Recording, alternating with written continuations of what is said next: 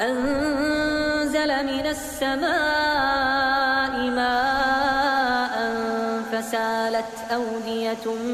بقدرها فاحتمل السيل زبدا رابيا ومما يوقدون عليه في النار ابتغاء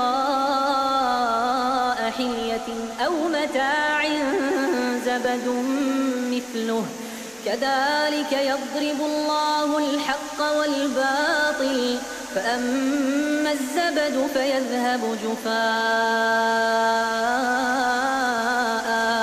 وأما ما ينفع الناس فيمكث في الأرض كذلك يضرب الله الأمثال للذين استجابوا لربهم الحسنى والذين لم يستجيبوا